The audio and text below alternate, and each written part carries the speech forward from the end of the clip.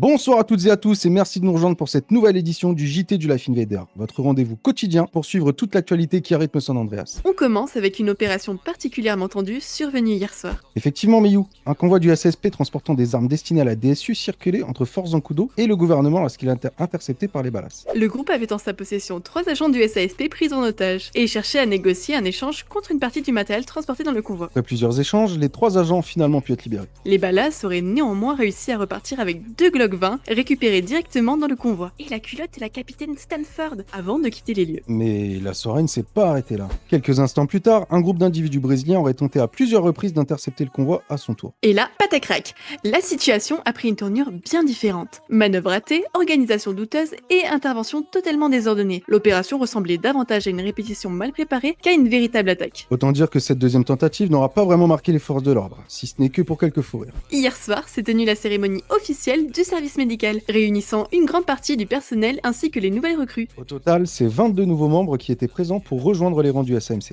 Oh. La soirée a également été marquée par plusieurs promotions importantes. Parmi elles, Saskia Van Sternberg passe officiellement Medical Lieutenant, tandis que Ralen Pearson devient désormais Bataillon Chief après avoir occupé le poste de Medical Captain. Et une autre nouveauté annoncée durant la cérémonie, le SAMC dispose maintenant d'un nouveau site internet.